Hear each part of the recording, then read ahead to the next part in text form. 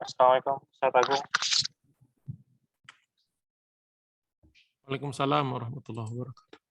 Afwan masih menunggu jamaah dulu, Ustaz ya. Mungkin masih banyak yang sholat. Ya, berarti Ya. jam berapa kita mulainya? Mungkin maksimal jam 4 kali, Ustaz ya. Ya, standby. Afwan, Ustaz, nanti yang jadi MC insya Allah Mas Wandi ya. Ana ada meeting lain Ustaz jam 4. Nggak bisa join di kajian bulan ini. Ya, insya Allah. Baik, Ustaz. Jazakallah khair. Afwan. Waalaikumsalam warahmatullahi wabarakatuh. Anda standby ya, Ahwandi. Nanti kalau udah mau mulai, tolong dikasih kabar. Ya, baik, Ustaz.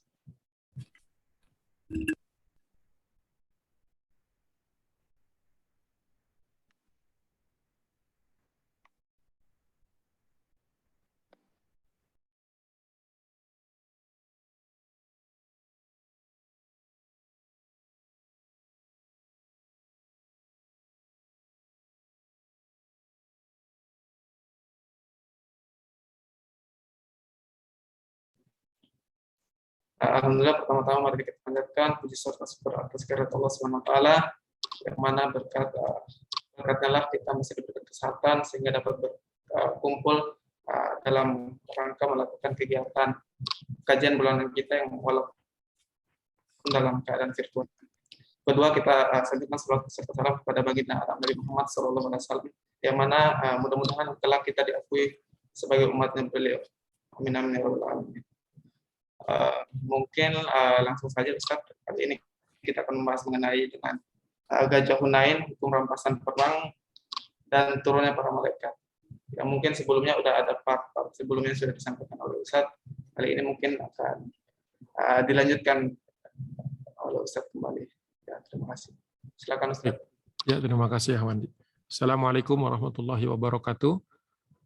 Alhamdulillah wassalatu wassalam ala Rasulillah wa ala alihi wa ashabihi wa mawalah. Asyhadu an la ilaha illallah wahdahu la syarikalah wa asyhadu anna Muhammadan abduhu wa rasuluhu la nabiyya ba'dah. Allahumma fashalli ala sayyidina Muhammad wa ala alihi wa sahbihi wa sallim amma ba'du. Alhamdulillah, segala puja dan puji milik Allah Subhanahu wa taala, salawat dan salam tak lupa kita panjatkan kepada junjungan kita Nabi Rasulullah Muhammad sallallahu alaihi wasallam. Alhamdulillah pada hari ini kita berjumpa kembali. Insyaallah pertemuan kita diberkahi Allah Subhanahu wa taala. Hari ini kita melanjutkan kajian Hunain, Ghazwah Hunain, sebuah peristiwa yang terjadi setelah Fatu Mekah, antara Fatu Mekah dengan Taif, peristiwa di Taif. Kita di bulan yang lalu sudah membahas tentang peran muslimah, yaitu Ummu Sulaim di dalam Ghazwah Hunain, di keterlibatan para muslimah. Kemudian juga kita membahas tentang orang-orang yang atau hal-hal yang menyebabkan kekalahan kaum muslimin, sehingga sempat di babak awal dari Hunain itu ada beberapa kaum muslimin yang melarikan diri dari peperangan. Dan itu menjadi catatan dan kemudian menjadi suatu pembahasan di dalam Sirah Nabawiyah Ibnu Hisham dalam kitab Ar-Raddul Unuf ini. Jadi Imam As-Suhaili sebagai pensyarah ya, penjelas ya, yang mengomentari dan memberikan pandangan-pandangan fikih terhadap peristiwa tersebut, menuliskan sebagai berikut.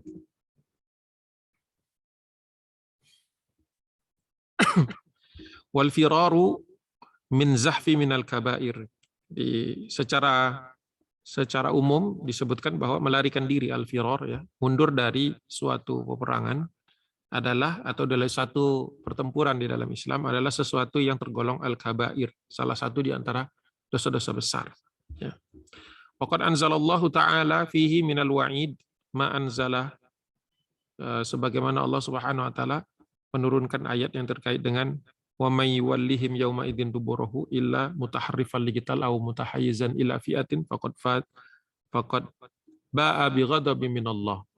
Di orang yang melarikan diri ya di hari itu, di suatu hari yang ini memang konteksnya surah Al-Anfal ini adalah terkait dengan perang Badar, kecuali dia dalam rangka taktik atau tipu muslihat terhadap lawan, pura-pura mundur, atau dia menggabungkan dirinya dengan kelompok kaum muslimin yang lain yang terpisah misalnya. Maka jika bukan karena dua alasan itu, maka melarikan diri dari peperangan itu akan membawa atau mendatangkan murkanya Allah Subhanahu wa taala. Namun ternyata di dalam perang Hunain ini ada perbedaan pandangan dari para ulama, ya. Lam yujma' al ulama'u ala annahu minal kabair illa fi yaumi badrin. Jadi tidaklah bersepakat para ulama mengenai bahwa melarikan diri dari peperangan itu termasuk salah satu di antara dosa besar, kecuali memang terjadi di Badar. Jadi konteksnya itu konteks Badar kalau menurut sebagian ulama. Wa kadzalika qala Al-Hasan wa Nafi maula Abdullah bin Umar wa dhahirul Quran yadullu ala hadza. Ini yang berpendapat seperti ini Imam Al-Hasan dan Nafi maula dari Abdullah bin Umar, Ibnu Umar, anak mantan budak dari Ibnu Umar, sebagaimana yang dijelaskan di dalam Al-Quran secara gamblang, dan ini menjadi dalil, ya, bahwa secara umum adalah suatu hal yang sangat dibenci melarikan diri dari peperangan, sebagaimana di surah Al-Anfal ayat ke-16. Wa may yuwallihim yauma idzin duburahu, tadi saya sudah sebutkan ayatnya, illa mutaharrifan liqital au mutahayyizan ila fi'ah. Jadi strategi perang, pura-pura mundur, atau ingin menggabungkan dengan fi'ah, ya, serombongan kaum muslimin yang lain. Maka kalau kecuali karena kedua itu, maka mendatangkan kemurkaan Allah Subhanahu wa taala. Surah Al-Anfal ayat ke-16. Fa yauma idzin isyaratun ila yaumi badrin. Akan tetapi ulama-ulama ini ada juga yang berpendapat bahwa ini hanya berlaku di Badar saja. Jadi ada yang mengatakan ini keumuman yauma idzin duburahu, di hari itu menunjukkan belakangnya atau sedang dalam keadaan berbalik, itu hanya berlaku di Badar. Itu ada catatan, ya. Tsumma nazala tahqiqu min ba'di dzalika fil farin yauma Uhudin wa huwa qauluhu wa laqad 'afallahu anhum. Sedangkan terkait dengan perang atau dalil dari kenapa tidak selalu dia merupakan suatu dosa besar adalah ketika Allah berfirman terkait dengan orang-orang yang melarikan diri di perang Uhud. Ada sebagian yang melarikan diri, kan, setelah Rasulullah ditinggalkan kaum munafikin. Rasulullah tadinya 1000 jumlah pasukan Nabi, kemudian ketika berangkat ke Uhud 300 diantaranya pulang dengan Abdullah bin Ubay bin Salul, ini kaum munafikin. Jadi tinggal 700. Nah, 700 ini ketika bertempur awalnya ada kemenangan, tapi kemudian terjadi peristiwa yang kita kenal sebagai ketidakpatuhan pasukan pemanah, sehingga kemudian singkat kata kaum muslimin tergencet, ya. Tergencet. Nah, ketika tergencet itu pecah jadi 3 rombongan. Ada rombongan yang melarikan diri, ada rombongan yang terus bertahan melindungi Nabi SAW, ada rombongan lagi yang berusaha untuk mencari jalan keluar supaya Rasulullah tidak tergencet dan tidak kalau luka-luka sudah, tapi supaya Rasulullah tidak terbunuh. Nah, rombongan yang pertama yang melarikan diri itu, kalau di dalam catatan dari Imam Al-Khaz'ami Imam Al-Khaz'ami As-Suhaili, dia mengatakan bahwa khusus untuk Uhud itu wa huwa qauluhu, Allah Subhanahu wa taala berfirman wa laqad 'afallahu anhum, sungguh Allah sudah mengampuni mereka. Karena nanti sebagian lagi balik lagi, karena ada sebagian yang balik maka diampuni oleh Allah Subhanahu wa taala. Surah Ali Imran ayat 155. Nah, wa kadzalika anzala, yang seperti itu juga yang diturunkan oleh Allah fi yaumi Hunain, di dalam perang Hunain, ya, wa yauma Hunain id a'jabatkum kathratukum, dan seterusnya. Itu surah yang kita sudah bahas sebelumnya, surah At-Taubah ayat 25, ya. Nah, ditutup dari ayat tersebut qaulihi ila qaulihi ghafurur rahim, sungguh Allah Maha Pengampun lagi Maha Penyayang. Jadi wa fi tafsiri Ibni Salam, ini salah satu di antara yang mengatakan bahwa orang yang melarikan diri dari Hunain ini masih mendapatkan ampunan dari Allah Subhanahu wa taala selama mereka mengakui kesalahan itu. Jadi ada syaratnya juga, bukan berarti otomatis. Itu catatan kaki yang terkait dengan penjelasan sebelumnya. agak tersisa karena dia di bawah gitu catatan kakinya, penjelas dari masalah itu. Nah, dengan syarat tadi waqatalu ma'ahu hatta fatahallahu alaihim. Dengan syarat orang-orang ini kembali untuk kemudian bersama dengan kaum muslimin untuk berperang, terus berperang bersama Allah SWT dan Rasulnya sampai Allah berikan kemenangan atas mereka. Itu catatan tambahan. Nah, kita masuk kepada bahan yang harusnya kita bahas hari ini. Man qatala qatilan falahu salabuhu. Jadi barang siapa yang membunuh di dalam peperangan, berhasil melumpuhkan, menjatuhkan lawannya, falahu salabuhu. Maka dia berhak mendapatkan salab. Sin, lam, ba, salabun. Nah, salab itu jatah seseorang yang diperoleh dari orang yang dia robohkan. Jadi kalau yang ada di yang ada di tenda yang berhasil dikuasai secara bersama-sama itu nantinya akan dikumpulkan dan kemudian akan dibagi 5. Nah, itu yang rumus pembagian harta rampasan. Tapi ada juga aturan tambahan yang disebut dengan salab. Ya, salabun, salab.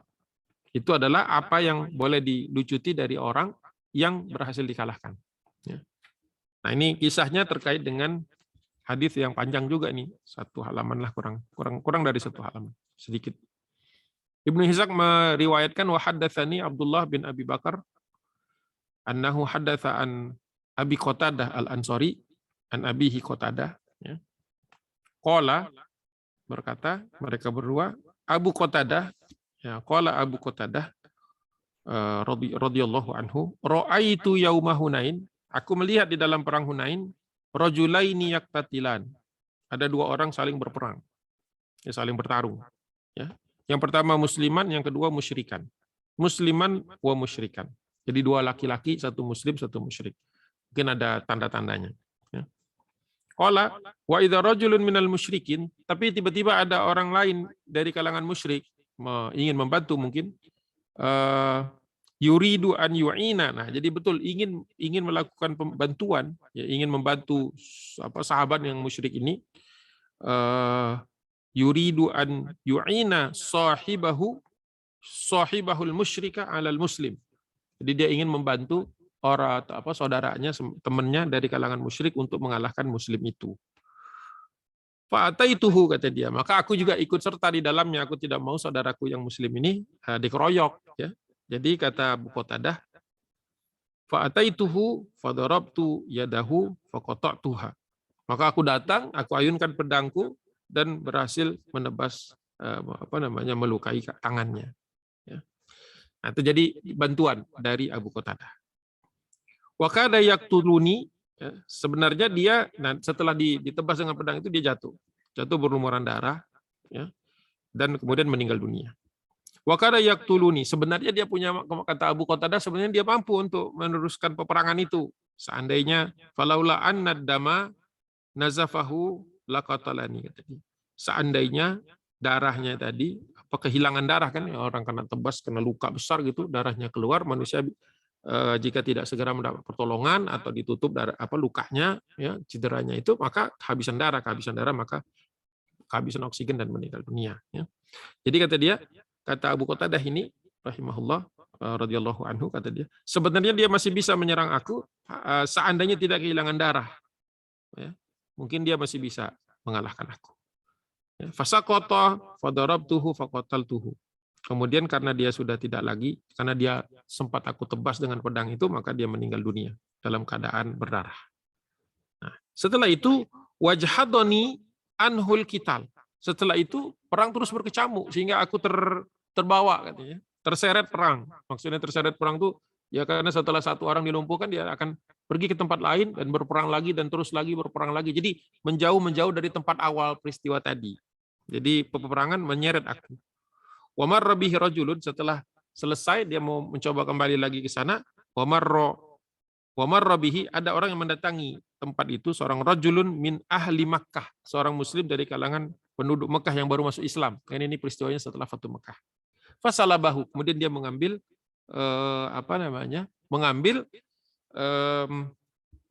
perlengkapan yang ada pada diri musyrik itu. Jadi dia mempreteli lah, ngambilin mungkin pedang, mungkin baju besi, mungkin topi atau helm gitu ya, atau apapun yang ada di badannya dipunguti sama orang itu. Jadi ketika dia mencoba kembali kepada orang pertama tadi, wa marra bihi rajulun min ahli Makkah fasalabahu. Nah, jadi apa namanya? Wah, udah sampai ke sana udah diambil, orang baru aja selesai gitu. Mau ngambil, ternyata sudah diambil sama orang itu, dia sudah pergi. Dia tidak tahu kalau atau mungkin dia tahu bahwa ini sebenarnya bukan hak dia. Nah, ini di sini nanti keluar fikihnya, keluar hukumnya. Falamma wada'atil harb, jadi setelah peperangan itu selesai, jadi sudah tidak lagi berkecamuk, perang sudah dimenangkan kaum muslimin. Ya, nanti bagaimana kemenangannya nanti pas bab turunnya malaikat kita bahas. Tapi yang ini khusus untuk masalah salab, ya, rampasan perang individual. Wazaroha wa faragna minal qaum. Nah, jadi setelah perang selesai, kemudian apa namanya, lawan itu sudah bisa diatasi dan peperangan sudah selesai dan kaum itu sudah kalah. Qala Rasulullah sallallahu alaihi wasallam, man qatala qatilan falahu salabuhu. Nah, Rasulullah mengumumkan waktu itu setelah perang selesai, bukan sebelum ya, setelah perang selesai. Ini juga mendapatkan komentar dari Imam As-Suhaili bahwa seseorang pemimpin tidak boleh mengingatkan tentang harta-harta rampasan ini kalau sebelum perang. Kalau sudah perang baru diumumkan supaya orang tidak tergeser, tidak tergelincir niatnya berperang semata-mata mencari salab tadi, mencari harta rampasan. Jadi diumumkannya setelah. Jadi setelah selesai baru Rasulullah bersabda, man qatala qatilan, barang siapa yang berperang dan berhasil menjatuhkan lawannya, yang membunuh orang yang berhadapan di depannya, orang lawannya ya, falahu salabuhu kata Nabi. Maka dia berhak untuk mengambil salabnya, mengambil jatah yang ada melekat pada diri orang itu. Kadang-kadang macam-macam lah, apa namanya itu, pedang kadang-kadang yang dicari, atau tombak ya. Atau kalau dia mengendarai kudanya juga bisa diambil. Itu pokoknya sesuatu yang secara personal dimiliki oleh orang yang dia kalah.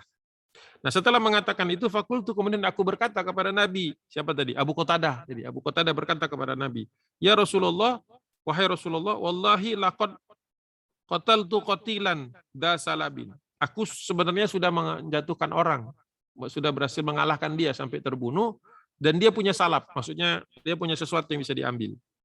Fajtadohani, akan tetapi terseret aku, anhul kital, terseret aku dari orang itu.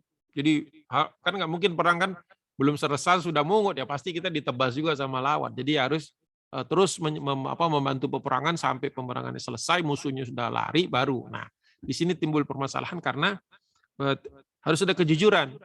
Ya, jadi kan kita tahu berapa orang yang berhasil kita, kalau asumsinya kita hidup tidak mati di dalam peperangan itu, kita tahu kan sudah berapa orang yang pernah berhadapan sama kita di zaman itu ya, karena belum pakai senapan mesin. Kalau senapan mesin kita kan nggak tahu, orangnya jauh kan, kita tembak-tembakin, kita tadi nggak tahu tuh orang yang jatuh siapa dan berapa, nggak tahu. Kalau zaman itu kan masih jarak dekat, peperangannya jarak dekat, masih menggunakan pedang, tombak. Jadi tahulah, paling tidak punya gambaran umum lah berapa orang yang jatuh di tangan kita. Kalau kita tidak mati, tidak syahid ya, tidak meninggal dunia di situ. Jadi kata dia, saya terseret ya Rasulullah, saya terbawa peperangan tadi sehingga menjauh dari dia. Ya. Fama adri manistalabahu, sehingga saya tidak tahu siapa yang memungutnya. Ya dia sempat lihat aja ada orang pergi gitu. Ada orang pergi, namanya pasukan banyak kan, ribuan orang, nggak tahu yang mana tadi yang ngambil. Ya. Nah, itu gimana ya Rasulullah? Saya yang merubuhkannya, tapi orang yang memungutnya.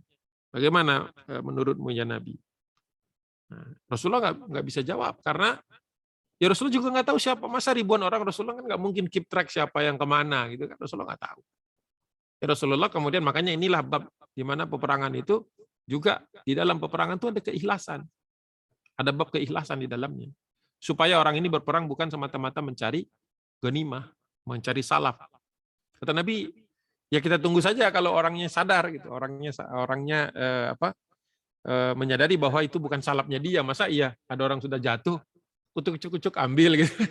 Udah jelas-jelas bukan dia yang jatuhin kan. Nah, gitu. Jadi nggak mungkin ngecup ya, kalau di kampung saya itu dicup gitu, dipek gitu, ada istilah-istilahnya ngambil gitu kan. Nah, itu nggak boleh dalam Islam. Ya memang sangat penting keikhlasan. Alhamdulillah tidak lama setelah itu faqala rajulun min ahli Makkah. Jadi orang yang tadi dilihat tadi, Nah, itu ternyata datang kepada Nabi SAW. Dia berkata, Sodako ya Rasulullah. Dia benar ya Rasulullah. Jadi siapa? Abu Qatadah itu ngomong sesuai dengan keadaannya, kata dia. Ya. Salabu dzalikal qatli indi, kata dia. Saya yang ambil. Sekarang ada di saya ininya, salabnya. Tapi dia berkata, minta kepada Nabi, fa'ardihi anni min salabihi, kata dia. Ya Rasulullah, tolong, kalau bahasa kita itu mintakan, ya, mintakan, ya. Ini merayu nih, mencoba merayu Nabi. Ya Rasulullah, tolong bilangkan kepadanya agar dia bersedia melepas salab dia itu kepadaku. Jadi orang ini antah berantah nih, nggak ada namanya, nggak disebut. Ya, cuma rajulun min ahli Makkah. Ya, orang dari dari pasukan yang baru gabung bersama pasukan kaum muslimin. Jadi dia minta, ya Rasulullah, tolong bilangkan atau tolong apa istilahnya? Tolong inilah, bujuk dia, ya, tolong bujuk Abu Qatadah agar mau memberikan salabnya kepadaku, kata dia gitu. Nah, kebetulan di dekat Nabi ada Abu Bakar. Faqala Abu Bakrin As-Siddiq radhiyallahu anhu, la, kata Abu Bakar, jangan, nggak sepakat dia, jangan. Wallahi, demi Allah, la yurdi'i minhu ta'midu ila asadin min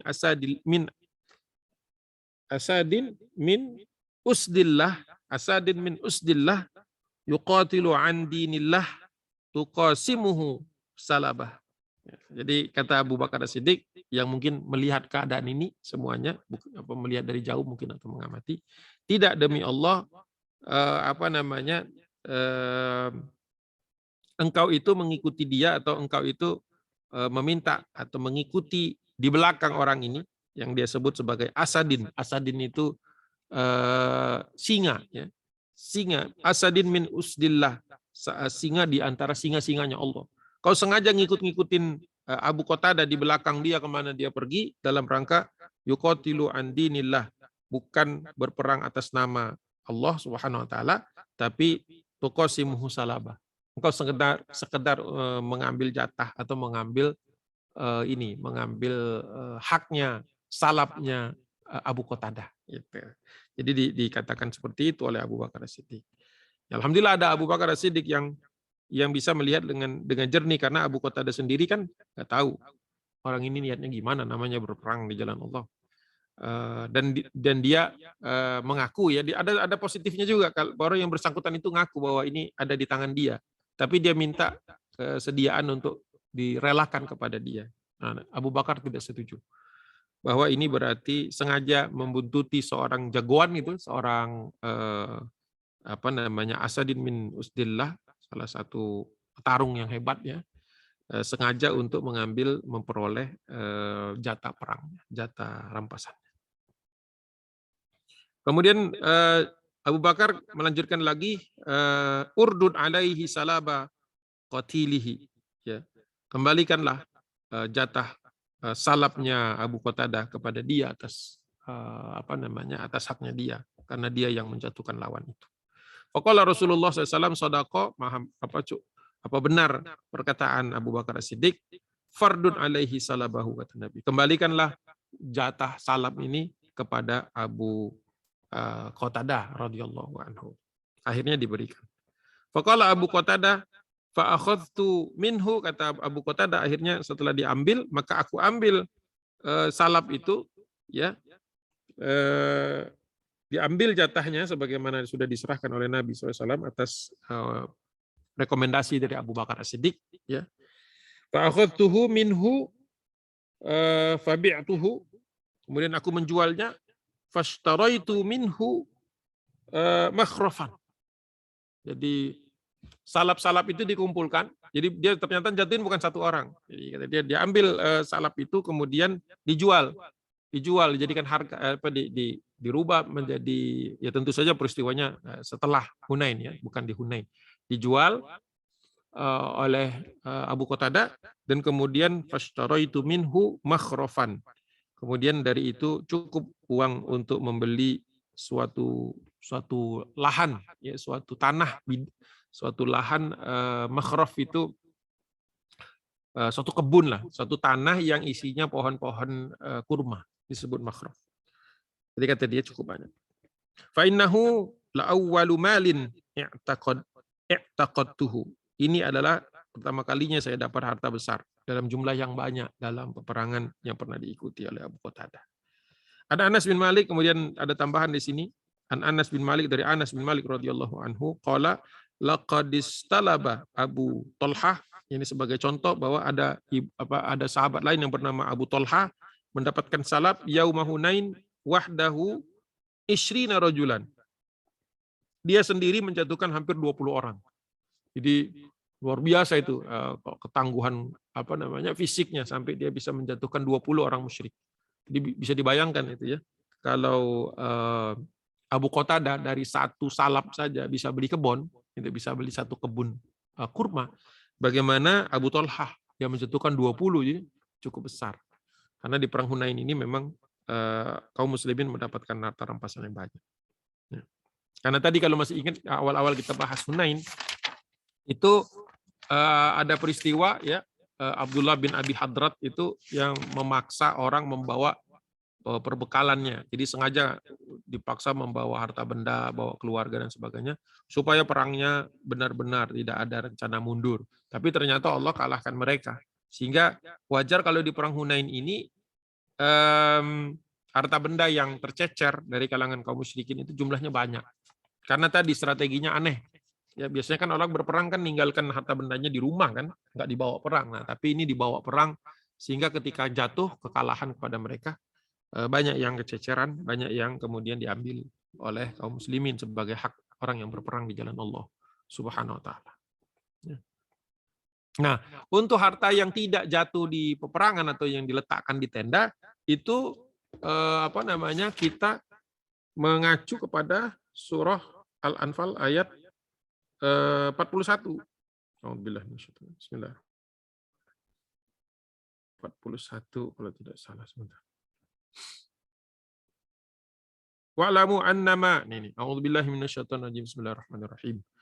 Wa'lamu annama ghanimtum min syai'in fa anna lillahi khumusahu walirrasul walidhil qurba wal yatama wal masakini wabnis sabil in kuntum amantum billahi wa ma anzalna ala abdina yaumal furqan yaumal taqal jam'an wallahu ala kulli syai'in qadir. Sadaqallah.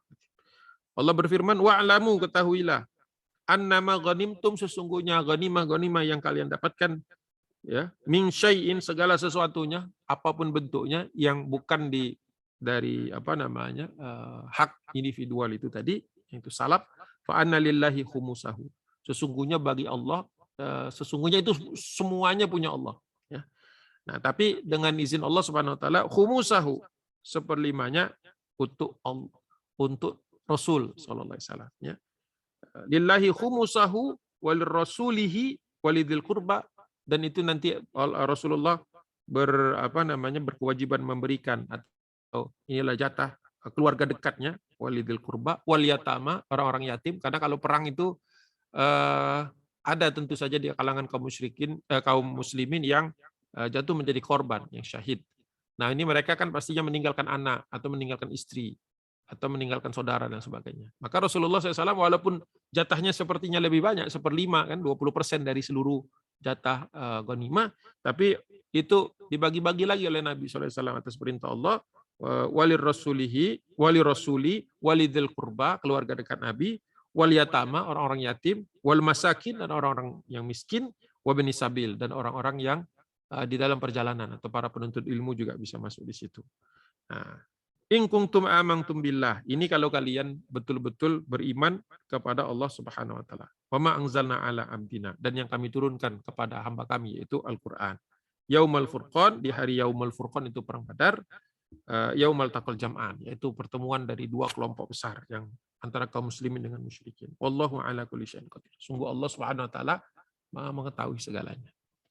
Jadi khotifillah rahimakumullah, Bapak dan Ibu yang dirahmati Allah Subhanahu wa taala. Jadi di dalam pembahasan salaf ini ya, jatah peperangan ini jangan dibingungkan dengan, jangan dipertentangkan atau jangan harus dipisahkan pemahamannya dengan ghanimah secara umum. Jadi ghanimah adalah yang kemudian didapati oleh kaum muslimin, biasanya di garis belakang dan jumlahnya banyak, dan biasanya memang tidak bisa dikenali ini punya siapa karena musuhnya sudah lari. Nah, yang banyak itu yang kumpulan ini yang inilah yang disebut sebagai ghanimah, dan ini nanti dibagi 1/5. Jadi ditumpuk dulu, kemudian dibagi 5 oleh petugasnya. Nah, Rasulullah boleh mengambil salah satu dari 1/5 itu bagiannya. Nah, itu pengambilan itu. Nah, nanti dari pengambilan itu Rasulullah memberikan kepada keluarganya, kepada anak-anak yatim, orang-orang miskin, dan ibnu sabil.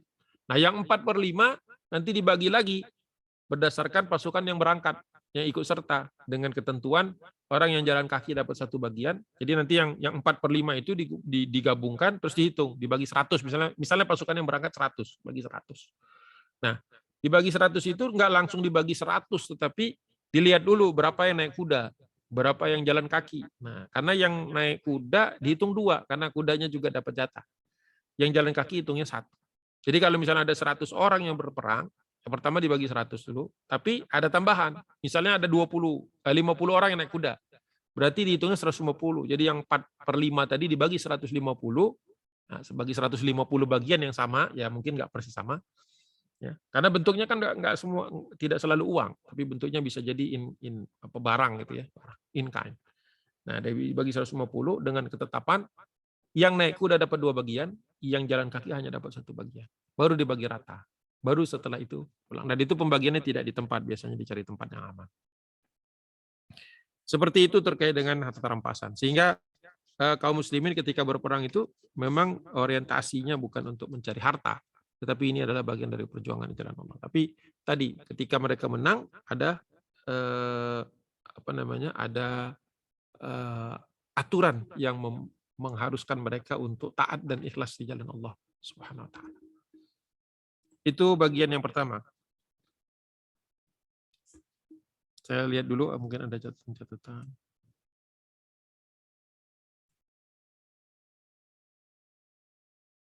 Nah, di sini ada tambahan sedikit. Wa fi hadzal hadis, dalam hadis Abu Qatadah ini, min al-fiqh, di dalam ilmu fikih, anna salaba lil qitali hukma syar'an. Ya, ada 2 pendekatannya, ya. Ada menjadi hukum yang syariat yang ada 2 macam. Ja'ala dzalika al-imamu lahu, ini bisa jadi keputusan ini boleh ditentukan oleh imam, maksudnya pemimpin peperangan pada waktu itu, au yaj'aluhu wa huwa qaulu asy-Syafi'i. Ini menurut pendapat Imam Syafi'i, yang boleh membagi-baginya dan bagaimana ketetapannya itu adalah imam. Imam itu berarti punya hak prerogatif untuk mengatakan bagaimana pembagiannya selama tidak mengandung unsur-unsur yang melanggar keadilan. Qala Malik, Imam Malik mengatakan innama dzalika ilal imami lahu an yaqula ba'da ma'matil harb. Nah, pembagian itu sebaiknya menurut Imam Malik itu memang haknya ada di tangan imam, akan tetapi perkataan ini harus diakhirkan setelah peperangan selesai. Jadi tidak boleh di depan. Jangan dari depan sudah membicarakan nanti dapat ini, itu tidak boleh. Jadi imam harus meredam semua pembicaraan tentang ghanimah kalau perang belum selesai atau perang belum dimulai bahkan. Agar tadi tidak terjadi suatu pertikaian. Ya. Nah, bagaimana pembagiannya dan siapa nanti akan membaginya? Seandainya ada hal-hal yang kontroversial gitu, ada hal-hal yang tidak bisa diputuskan dengan nas yang ada pada waktu itu, maka imam boleh mengambil keputusan juga menurut Imam Malik. Wallahu a'lam. Wallahu a'lam. Tapi secara umum tadi, man qatala qatilan falahu salabuhu. Barang siapa yang menjatuhkan lawan, maka dia dapat salabnya.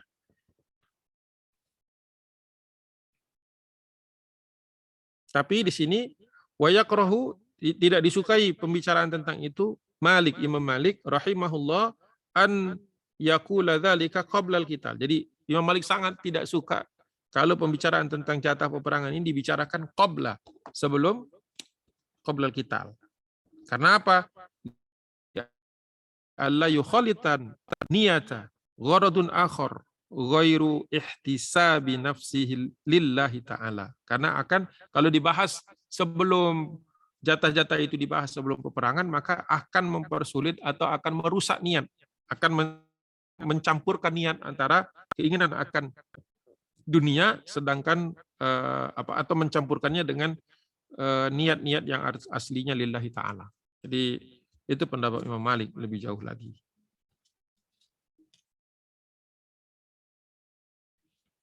Baik, selesai itu kisah itu. Jadi hikmah yang bisa kita ambil bahwa di dalam peperangan itu, dalam Islam itu bukan suatu hal yang chaos gitu, bukan sesuatu hal yang berjalan secara liar tanpa ada aturan. Ada aturan. Pertama ada aturan perang. Sebelum itu bahkan sudah ada diperintahkan untuk meluruskan niat. Pemimpin imam di dalam peperangan itu juga mengingatkan bahwa peperangan ini bukan untuk mencari harta benda. Jadi ada tausiahnya. Nah, setelah peperangan berkecamuk dan kemudian dimenangkan misalnya oleh kaum muslimin, maka kalau misalnya kaum muslimin terpaksa mundur, tadi sudah pembahasan tentang bagaimana izin mundur itu seperti apa. Nah, kalau misalnya ternyata Allah telah beri kemenangan, maka ada dua. Satu tentang ghanimah yang dibagi 5 tadi berdasarkan surah Al-Anfal ayat 41. Dibagi 5, 1/5-nya untuk Rasulullah SAW, Allah dan Rasulnya, 45 dibagi sesuai ketentuan. Dan kedua, permasalahan salaf. Nah, permasalahan salaf ini yang cukup pelik karena seseorang dituntut ikhlas, dituntut jujur, ya, bahwa yang dia peroleh di dalam lapangan peperangan itu bukan sesuatu yang bukan haknya. Makanya nanti ada kalanya setelah peperangan selesai, ada harta yang kececeran. Yang memeranginya mungkin ingin ikhlas sehingga dia tidak menuntut-nuntut, tidak mencari-cari, walaupun kalau dia meminta itu haknya dia, tapi dia tidak mencari. Dan orang lain yang tidak berhak atas salaf itu nggak mungut. Nah, itu juga banyak kejadian. Jadi betul-betul ikhlas walaupun ada pedang, ada apa gitu, atau baju besi yang bagus ya, tapi orangnya sudah jatuh. Nah, itu dituntut keikhlasan untuk tidak berhenti dan ngambil, kan bisa saja ngambil. Karena pernah terjadi juga di Uhud. Ada orang yang meninggal dunia, dilaporkan kepada Nabi, Rasulullah ini yang meninggal, jadi sudah dijajarin sebelum dikubur. Apakah mereka semua syahid? Kata Nabi tidak. Kaget sahabat, kenapa ada yang tidak syahid perang di Uhud? Yang mana? Yang itu, kata Nabi, orang itu. Coba buka bajunya. Ternyata setelah dibuka bajunya, dia menyimpan menyimpan salap yang bukan hak dia. Ya. Nah, ini menunjukkan bahwa betul-betul kita harus hati-hati ketika berjuang di jalan Allah, itu tidak dalam rangka memperkaya diri. Seperti orang itu. Kata Nabi, pisahkan dia. Orang ini berperang semata-mata untuk mencari salap tadi, mencari ghanimah yang bukan hak dia. Nah, dalam keadaan di mana setelah peperangan ada ada salap yang tercecer di lapangan, apapun bentuknya itu, dan tidak diklaim oleh siapapun, dan tidak dipungut secara batil oleh orang lain, maka itu dikumpulkan, dimasukkan ke dalam ghanimah. Supaya memperbesar yang tadi, pembagian 4/5 tadi. Nanti bisa jadi balik lagi ke dia. Ada juga kasus seperti itu, setelah dia ngambil, terus diperintahkan Nabi kembalikan lagi, dikembalikan lagi. Setelah dibagi rata, ternyata jatuh ke tangan orang yang kenal sama dia.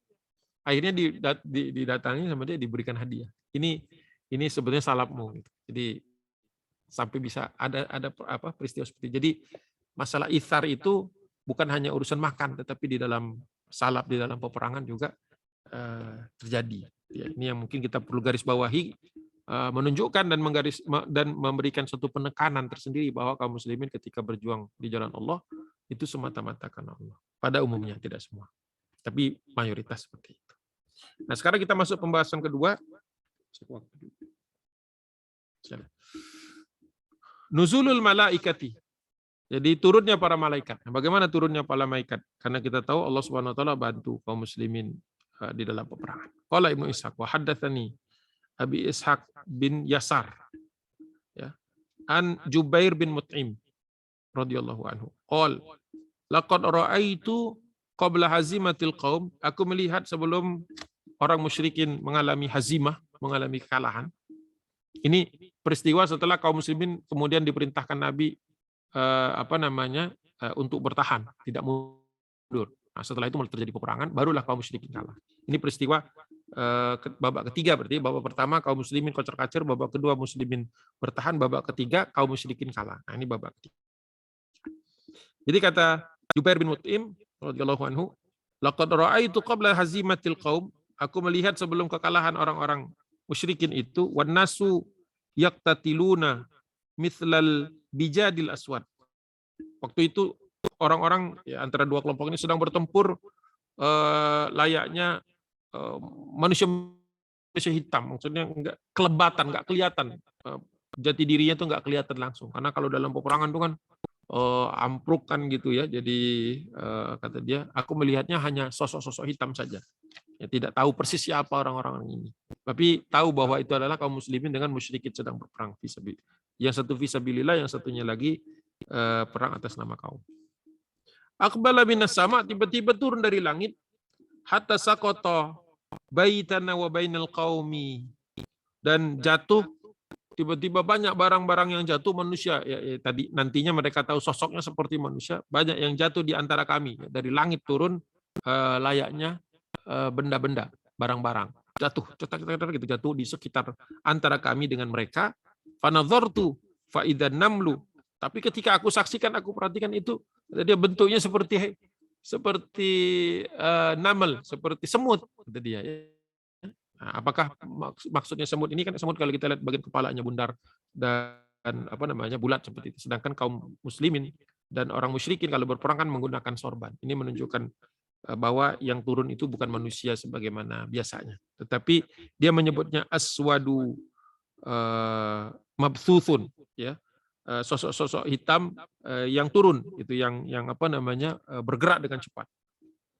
Qad mala'ul wadi, qad mala'al wadi, dan memenuhi lembah dengan cepat. Jadi turunnya banyak sekali sehingga lembah Hunain itu tiba-tiba menjadi penuh dengan sosok-sosok hitam ini. Annamal malaikatu, ya, lam asyakku annahal malaikatu thumma lam yakun illa hazimatul qaum. Dan aku tidak sedikit pun ragu-ragu bahwa ini adalah para malaikat yang diberitakan oleh Nabi sallallahu alaihi wasallam.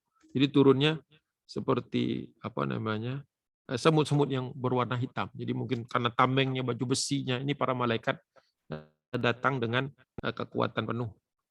Dan aku tidak ragu-ragu katanya bahwa ini adalah para malaikat. Karena apa? Karena setelah mereka datang itu, tsumma lam yakun illa hazimatul qaum. Setelah mereka datang memenuhi lembah itu dan ikut berperang di barisan kaum muslimin atau membantu kaum muslimin, akhirnya setelah itu orang-orang musyrikin, orang-orang Banu Thaqif, Banu Hawazin, ya, Banu Hawazin, itu semuanya mengalami kekalahan. Qala Ibnu Ishaq, berkata Ibnu Ishaq, wala mahazamallahu al-musyrikin, ketika Allah mencerai-beraikan, memporak-porandakan kaum musyrikin min ahli Hunain, di perang Hunain, orang-orang ahli Hunain dari kalangan musyrikin, wa amkana Rasulullah sallallahu alaihi wasallam minhum, dan Allah memberikan keteguhan, ini maksudnya kemenangan, keteguhan kaum muslimin dan orang-orang yang bersamanya. Qalat imra'atun minal muslimin, berkata salah seorang di antara orang-orang muslimin, ya, di antara pasukan ini ada perempuan, ya. Orang itu berkata, dia bersyair waktu itu, qad ghalabat khailullahi khailal allata, sungguh kuda-kuda Allah itu sudah mengalahkan kuda-kudanya orang-orang yang menyembah Lata. Al-Lata ini kan salah satu di antara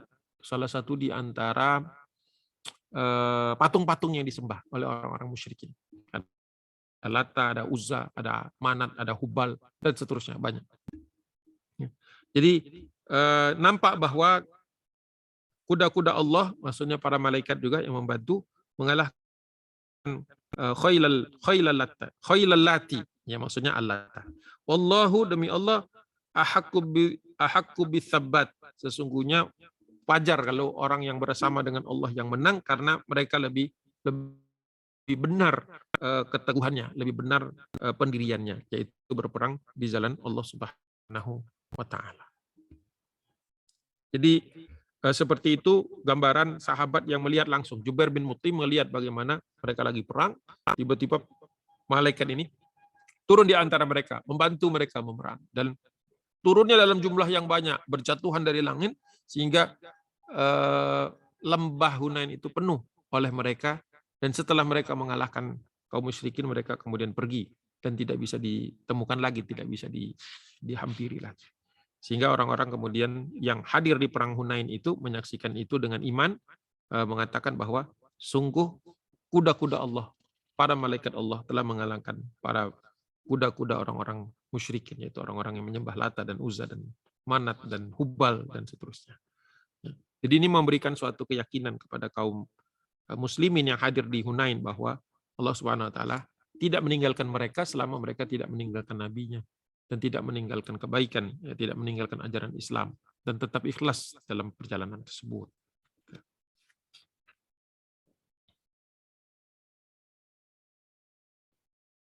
Itu bagian kedua yang ingin kita bahas pada kesempatan hari ini, dan ini juga hikmahnya adalah bahwa kaum muslimin waktu itu tidak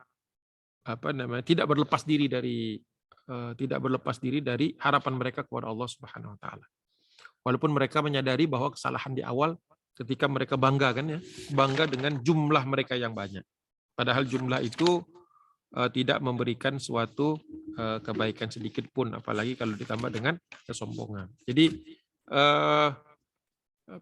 pelajaran berharga buat kita bahwa Allah Subhanahu wa taala memberikan bantuan ya ketika kita betul-betul yakin dan kita tidak melanggar perintah-perintah Allah.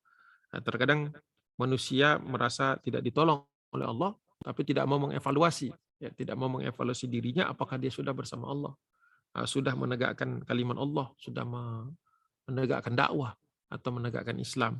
Ya, terkadang manusia banyak sibuk menuntut, padahal dia sendiri tidak memenuhi tuntutan yang diarahkan kepada dirinya.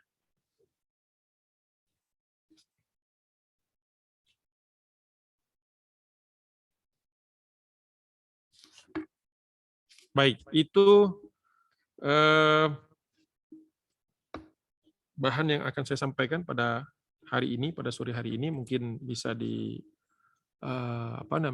bisa dilanjutkan dengan tanya jawab kalau misalnya ada di antara peserta yang ingin bertanya. Tafadhol. Terima kasih Ustaz. Mungkin dari teman-teman, Bapak Ibu yang ingin bertanya, dipersilahkan.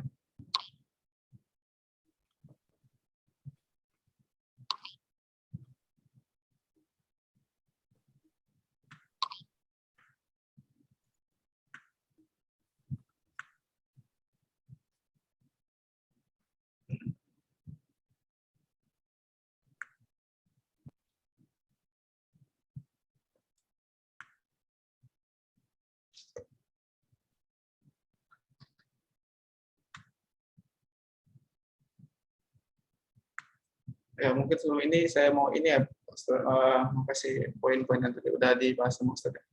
Boleh. Jadi sebenarnya kalau dapat diartikan bahwa sebenarnya kayak perang itu relate sama kehidupan kita sehari-hari, ya, di mana kayak kita dilatih untuk keikhlasan kita, kemudian dilatih untuk kesabaran kita, sama yang terpenting sih untuk ketepatan kita kepada Allah sih. Karena sebenarnya kalau kayak perang itu dia juga mengatur strategi kan. Nah, di mana kalau kehidupan kita nih, kalau kita mengambil keputusan dengan tergesa-gesa, enggak dengan strategi yang baik, atau mungkin kita melakukan tergesa-gesa karena itu kan kelakuan setan atau apa. Nah, itu sebenarnya yang membuat salah pengambil keputusan dan lainnya. Betul apa, Ustaz? Kira-kira gitu. Ya, memang kaum muslimin kan ketika angkat kan di awal-awal kita bahas bahwa mereka ada sebagian dari orang-orang, terutama ini yang dari Mekah nih, yang baru masuk Islam, baru beberapa hari masuk Islam. Ini adalah orang-orang yang memang tergesa-gesa, orang-orang yang digambarkan itu berjalannya di depan gitu ya, merasa paling jago gitu, terus kemudian menyangka bahwa kemenangan udah pasti. Gitu. Padahal kaum muslimin, terutama kaum muhajirin dan ansor kan, yang lebih lama bersama Nabi SAW, itu di dalam barisan itu agak ke belakang karena mereka tahu bahwa perjalanan ini karena Allah, bisa jadi menang karena Allah, tapi bisa jadi Allah ketika Allah tidak berkenan dan meninggalkan kaum muslimin, itu yang mereka khawatir. Jadi mereka betul-betul sadar gitu bahwa kemenangan itu dari Allah. Oleh sebab itu ini juga identik kalau kita sekarang ini dengan ya kita melakukan satu persiapan, karena ikhtiar kita kan tidak boleh berhenti hanya karena kita yakin bahwa Allah pasti membantu, ya pasti. Tapi kita juga harus tetap berusaha karena Allah melihat usaha kita. Nah, ketika sampai di pohon, masih ingat mungkin pembahasan berapa bulan yang lalu, sampai di sebuah pohon yang pernah biasanya dijadikan sesembahan, mereka berkata kepada Nabi, Rasulullah, jadikanlah satu pohon untuk kami, dzatu anwat, pohonnya itu kan. Ini menunjukkan kalau mereka masih sedikit-sedikit masih punya sisa-sisa jahiliyah. Nah, kita juga di dalam berjuang di jalan Allah kan harus rajin untuk mengikis hal-hal yang mungkin dulu pernah ada pada diri kita, keburukan-keburukan masa lalu kita, atau maksiat-maksiat yang pernah dulu sudah kita sesali dan taubat atasnya gitu. Nah, ini menunjukkan bahwa seseorang itu betul-betul yakin bahwa keberadaan dia di jalan Allah itu ya semata-mata untuk kebaikan, bukan untuk mencari yang lain. Ya, kalau masalah perencanaan, ya Rasulullah sudah merencanakan dengan baik sebenarnya ke Hunain itu kan, dari segi jumlah, kemudian rutenya, keberangkatannya. Tapi apa? Ya orang musyrikin juga melakukan persiapan. Ya. Orang-orang Hawazin kan tahu bahwa Rasulullah itu punya kebiasaan begini. Makanya mereka menyusun sergapan itu di lembah Hunain itu. Jadi sebenarnya masing-masing punya persiapan. Wa makaru Allah. Kita juga mungkin punya persiapan, tapi bisa jadi persiapan rencana kita itu tidak cocok dengan keinginan Allah. Ya, seseorang mungkin kalau tidak merasakan suatu kekalahan ya mungkin, atau tidak merasakan suatu kemunduran ya mungkin dia jadi jumawa kan. Nah, ini bagus juga untuk suatu evaluasi buat kita. Ketika Allah berikan suatu tantangan ya berupa mungkin kegagalan atau belum tercapainya target-target, itu supaya Allah ingin agar supaya kita dekat kepadanya, supaya kita itu betul-betul pasrahnya hanya kepada Allah, bukan percaya kepada yang lain, ya, tidak menyandarkan diri kita kepada yang lain. Wallahu a'lam bishawab. Mungkin terkait perencanaan itu. Sama ini lagi Ustaz, saya mau nanya sih. Ya. Ini kan sebenarnya kan ya mengenai peperangan.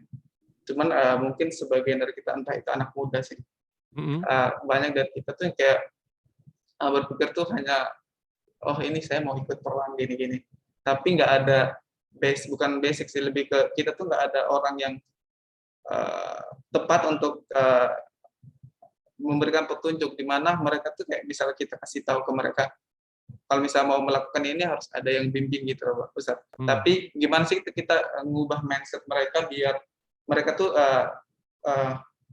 join atau masuk di dalam lingkungan yang benar ketika ingin melakukan hal-hal, entah itu kayak contohnya kan mungkin akhir-akhir ini kan kayak dengar entah itu perang di Palestina atau apa tuh kan, jiwanya anak muda ini yang mereka tuh lebih ke ini saya pengen kesana tapi nggak tahu strukturnya apa yang harus dilakukan pertama. Kira-kira gimana? Iya, kalau terkait dengan Palestina kan sebenarnya himbauan dari para pejuang di sana bukan untuk kita supaya datang, karena menurut mereka masih mampu kok untuk melawan kezaliman Israel itu. Mereka sebenarnya masih punya banyak anak pemuda di Gaza itu, di tepi barat itu kan tingkat kelahiran bayi itu cukup tinggi. Yang mereka butuhkan dari kita adalah dukungan, doa, perhatian, dan menyuarakan ketidakadilan ini ke dunia. Gitu. Jadi boleh-boleh saja punya keinginan untuk ke sana, tetapi jangan lupa bahwa kita bisa membantunya juga dari sini.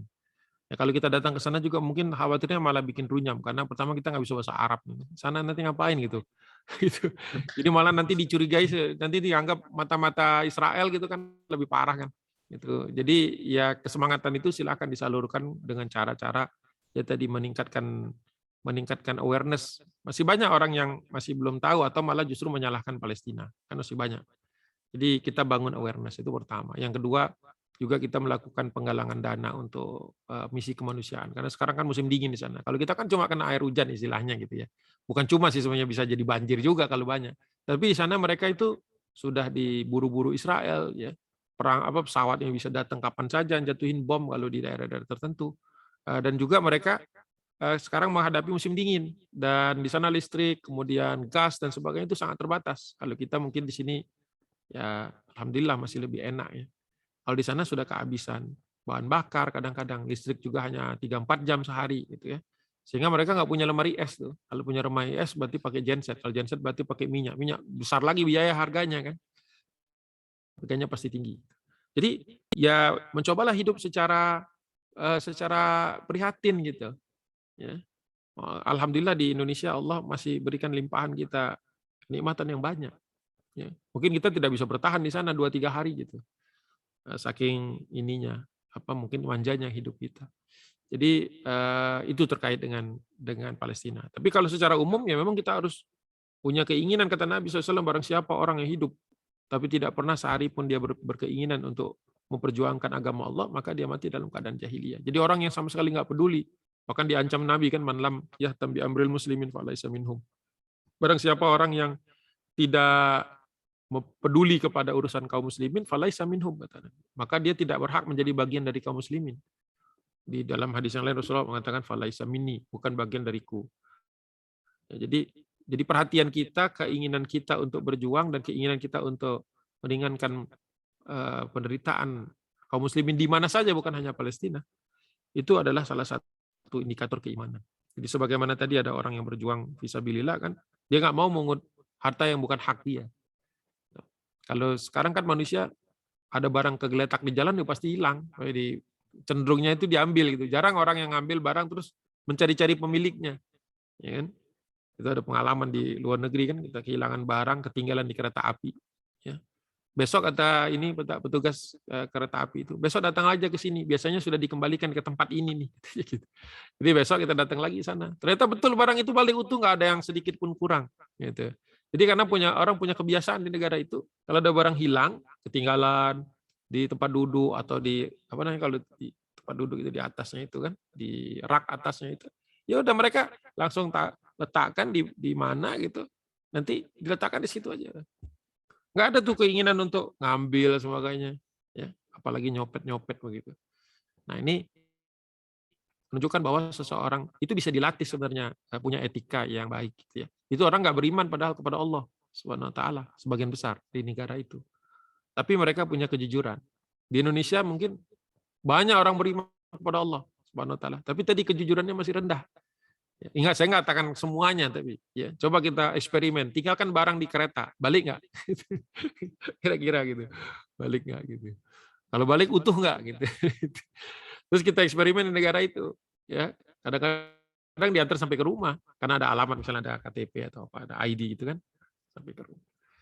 Jadi ya ini problema kita, ya, kita ngakunya Muslim tapi akhlak kita jauh dari laksana seorang Muslim atau mukmin. Wallahu a'lam bishawab. Oke, terima kasih banyak Ustaz. Mungkin ada lagi dari Bapak Ibu atau teman-teman yang lain ingin bertanya. Boleh langsung atau boleh diketik ya, juga nggak apa-apa. Boleh di kolom chat atau iya di chat boleh. Tadi kita bahas Hunain ya, mungkin yang baru datang. Ada pembahasan pembagian harta ghanimah dan hak salab, ya, hak untuk memungut apa yang kita dapatkan dari orang yang kalah tarung di tengah-tengah pertempuran, dan kemudian juga turunnya para malaikat yang mereka membantu kaum muslimin tapi terus kemudian setelahnya pulang ya. Jadi mereka ini juga malaikat ini luar biasa ketaatannya, makhluk yang sangat taat kepada Allah kan. Suruh bantu, terus setelah itu nggak ngobrol mereka, pulang. Kalau kita kan kemana-mana ngobrolnya banyak banget gitu, kerjanya apa gitu, tapi ngobrolnya panjang banget. Malaikat itu datang, laksanakan tugas, pulang. Udah gitu. Nggak bilang loh, saya malaikat loh. Saya malaikat loh. Nggak ngomong begitu. Jadi, kalau kita kan kadang sukanya, apalagi kalau kita punya peran besar gitu kan, sukanya ngomong ya kan. Alhamdulillah saya datang. Coba kalau saya nggak datang, itu kan sombong juga. Allahu a'lam. Sepertinya belum ada Ustaz. Baik, mungkin masih pada sambil ya, laksanakan tugas kan. Akhir tahun ini kan biasanya penuh. Berat biasanya akhir tahun.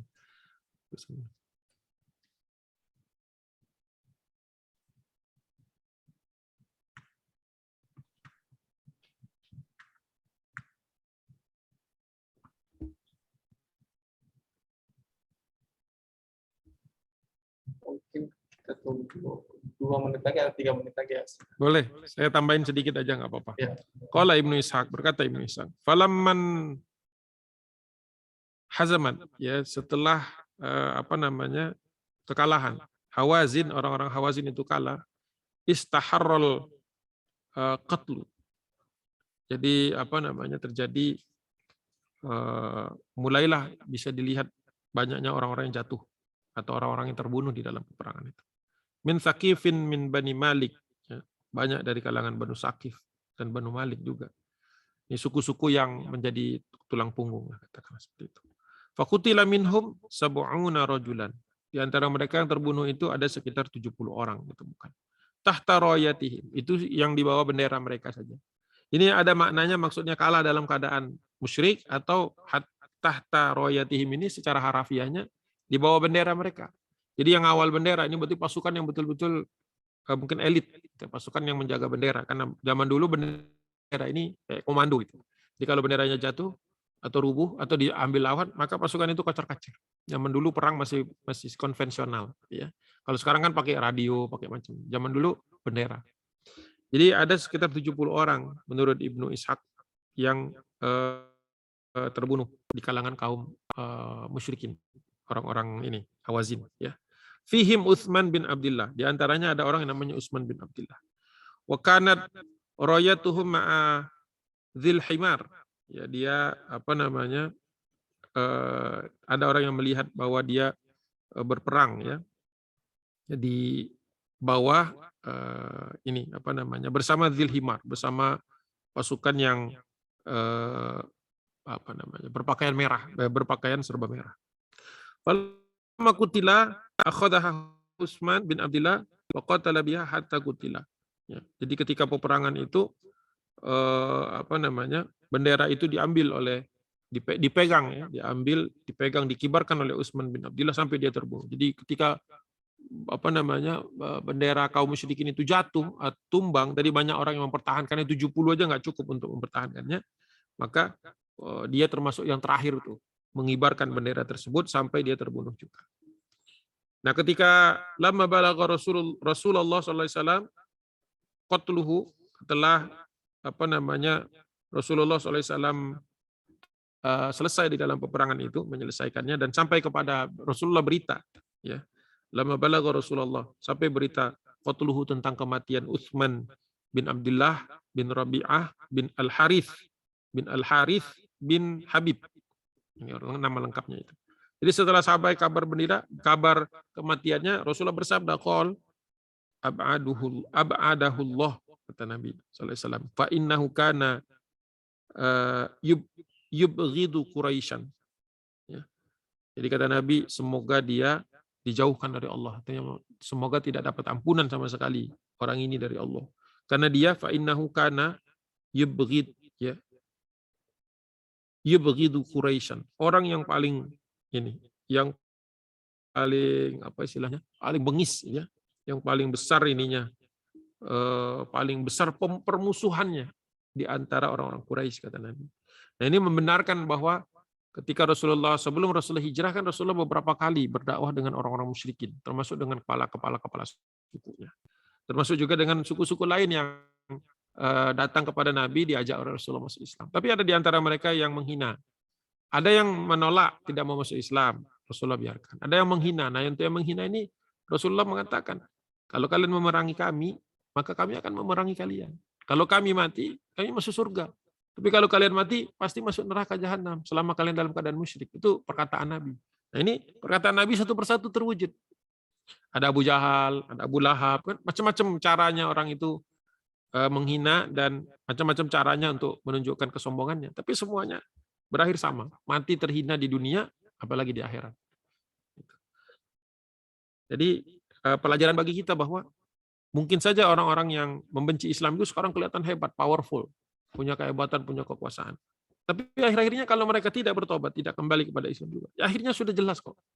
Makanya dakwah itu sering disebut sebagai suatu pekerjaan yang sudah jelas awalnya, jelas tengahnya, jelas akhirnya.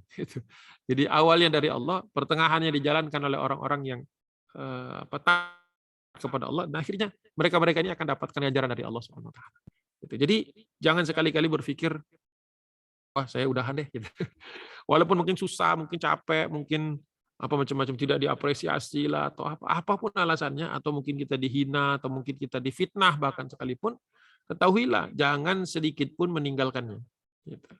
Kalaupun tidak kuat, tidak mampu, diam boleh. tapi jangan sampai meninggalkannya. Karena kalau meninggalkannya, ya hanguslah semua perjuangan yang sebelumnya. Ya, berarti kalau memang akhirnya itu adalah suatu hal yang memang tidak mungkin kita hindari, ya mudah-mudahan semuanya dalam keridhaan Allah Subhanahu wa taala. Ya kan kita juga pastinya banyak kekurangan ya.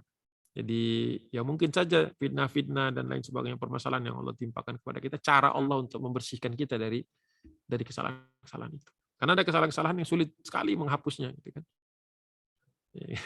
Jadi ya, jangan wala tahinu wala tahzanu, jangan merasa rendah, jangan merasa sedih, ya. Karena sesungguhnya kita itu adalah orang-orang yang mulia, insyaallah. Ya. Walaupun manusia lain tidak melihatnya seperti itu. Jadi mudah-mudahan kita peduli hanya pandangan Allah saja kepada kita dan pandangan orang-orang yang beriman kepada kita. Wallahu a'lam bishawab, mungkin itu yang bisa saya sampaikan dalam waktu yang terbatas ini. Mudah-mudahan peristiwa Hunain ini tidak hanya lewat begitu saja, walaupun kita mungkin sudah sering ratusan kali atau ribuan kali dengarnya.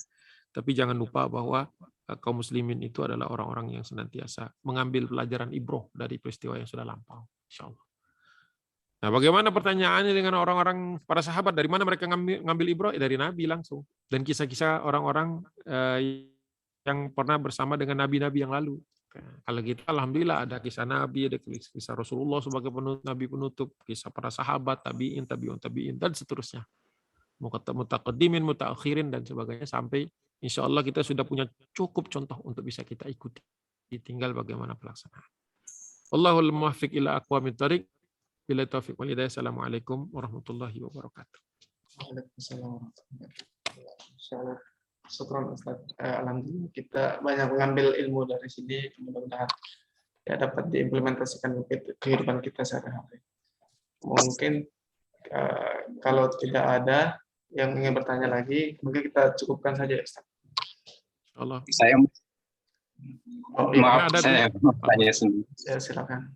Mangga. Assalamualaikum warahmatullahi wabarakatuh. Apa tadi ya. Ustadz menyampaikan tentang siapa yang tidak peduli dengan urusan kaum muslimin dalam bentuk apapun. Itu maka Rasulullah bilang itu tidak termasuk golonganku atau kaumku. Gitu. Saya tanyakan, di zaman yang serba beda gitu ya. Untuk saat ini kadang kita kalau mau peduli sama orang lain kan kadang kita harus kepo ya kalau bahasa anak muda sekarang. Cuman kalau kita nggak kepo, kadang kita nggak tahu permasalahan saudara kita. Soalnya saudara kita itu orang Muslim itu rata-rata kebanyakan dia lebih tertutup gitu. Jadi dia nggak mau mengumbar masalah dia atau kekurangan dia atau kerepotan dia gitu. Terus kadang kalau kita menanyakan hal itu kadang tertutup banget gitu. Terus gimana kita untuk mensikapin hal itu gitu? Soalnya kalau kita nggak menanya-nanya masalah dia, kan mereka juga nggak ada jalan keluar gitu. Akhirnya didiam aja. Akhirnya malah khawatir terjadi hal-hal yang nggak diinginkan gitu. Soalnya pernah terbukti bahwa akhirnya saudara kita itu contoh dia kerepotan dalam hal finansial gitu. Karena nggak ada yang peduli, pas kita tahu kabarnya dia kekurangan finansial, akhirnya dia terjerat dengan rentenir gitu. Apakah gimana ya? Kepo itu gimana? Dalam Islam, insya Allah diperbolehkan ya kan, niatnya kan untuk membantu, niatnya untuk ngasih jalan keluar, bukan untuk menyebarkan aib dia gitu.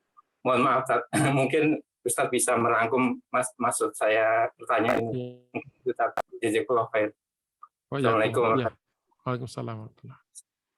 Ya memang kita ini kan di dalam kehidupan di abad ini ya, semua serba instan, semua serba cepat ya.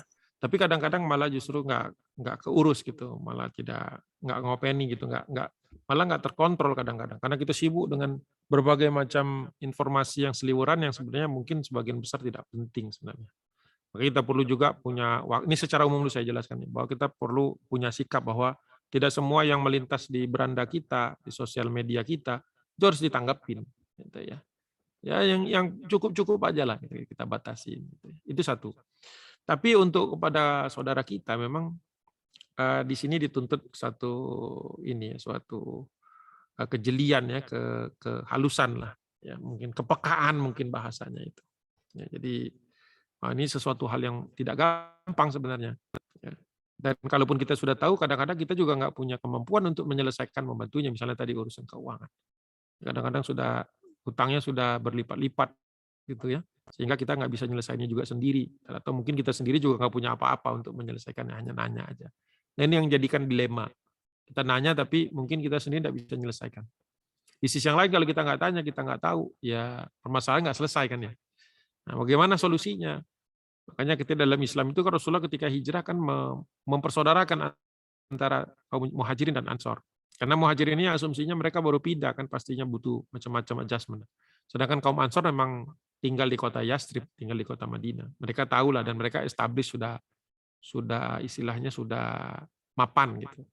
Jadi memang ada kewajiban bagi yang mapan tuh untuk saudara-saudara yang mapan tuh untuk punya inilah memonitor gitu ya. Mungkin kalau bahasa kepo-nya kurang enak didengar misalnya gitu, ya mungkin kita punya pertemuan kanan gitu ya, pengajian ya. Dari situ bisa ditanyakan dalam konteks yang memang untuk menyelesaikan masalah. Dan kita juga bisa melihatlah kan saudara kita yang biasanya periang gitu ya, senyum ya, banyak senyumnya, banyak ketawanya, tiba-tiba diem gitu ya. Tiba-tiba dalam pertemuan tuh agak sedikit lebih lebih diam gitu dari biasanya. Itu sebenarnya kita harus sudah punya udah kode sebenarnya bahwa dia punya masalah. Tapi tadi dia menjaga dirinya dari dia nggak mau diketahui sehingga tidak mau terbuka. Kadang-kadang sudah ditanya kodoyanya juga nggak diomongin, ya kan? Nggak diomongin, mau diselesain sendiri tapi malah belum selesai. Nah untuk yang seperti ini mungkin bisa kita dekati dan kalau bisa memang tidak di tempat umum, gitu ya. Itu mungkin. Jadi memang perlu juga kita perhatian pada sahabat-sahabat yang lain. Seperti kalau di dalam kisah Sirah Nabawiyah itu sahabat yang ditawarin makanan tapi walaupun dia butuh sebenarnya, tapi dia katakan saudara saya di sebelah lebih membutuhkan. Gitu. Jadi tengah ngerasain seperti itu yang hilang, yang jarang. Ya. Bahkan kita kan nggak tahu siapa yang lapar di tetangga-tetangga kita. Padahal kata Nabi kalau ada tetangga yang lapar, sekian rumah di depan kita dan di belakang kita, sedangkan kita bisa tidur dalam keadaan kenyang, dalam kecukupan, maka orang ini akan tidak mencium baunya surga. Gitu. Sampai seperti itu. Atau di dalam yang lain disebut sebagai orang yang lemah imannya atau yang dipertanyakan keimanannya. Jadi ya kembali lagi kepada kita bahwa kita memang harus punya persaudaraan pertama itu. Itu yang mungkin hilang dari awalnya ya, persaudaraan sehingga tidak saling tepos seliro maupun tidak saling peduli. Kalau sudah ada persaudaraan itu mudah-mudahan saling bisa mengetahui kan dari nada bicaranya saja, kalau kita sudah kenal dari nada bicaranya saja kita tahu dia ada masalah. Tidak perlu sampai dia udah kerentenir gitu kita baru sadar ini berarti udah telat sekali, sudah sangat telat. Nah, bagaimana membangun itu? Ya memang harus ada kesadaran bahwa kita nggak bisa hidup sendiri. Ya, kita perlu saudara, punya saudara. Bukan hanya saudara kandung, tapi juga saudara seiman. Itu yang pertama. Dan kedua, memang sebenarnya di sisi yang lain itu positif juga ya kalau kita mencoba menyelesaikan sendiri. Kita tidak mau menjadi beban orang lain. Sebenarnya itu nilai-nilai positif. Selama dia bisa benar-benar mengatasinya. Tapi kalau tidak, ini kan bisa jadi masalah. Jadi tidak salah juga kalau ada orang yang kita nggak mau ngerepotin orang. Itu mental yang bagus daripada mental yang dikit-dikit ngadu, dikit-dikit ngerepotin orang juga. Kita bingung juga ngadepinnya kan. Ada ekstremitas gitu. Ada yang baru gini dikit aja udah minta bantuan. Ada yang sudah bawa belur masih diem aja. Nah, itu. Jadi ya ada ininya, ada spektrumnya. Allahu a'lam bishawab, yang jelas kita harus punya kepedulian dan tadi menyisipkan doa, kan ada sunnahnya itu mendoakan saudara kita. Mendoakan saudara kita dengan sebenar-benarnya ya, bukan sekedar doa apa istilahnya? Bukan yang rutin-rutin aja lah gitu. Tapi benar-benar mendoakan dan mencari tahu permasalahan. Wallahu a'lam bishawab, saya juga sendiri sebenarnya belum punya jawaban yang lebih baik. Tapi itu yang mungkin pernah saya alami. Wallahu a'lam bishawab. Ada lagi? Jazakallahu khairan. Afan.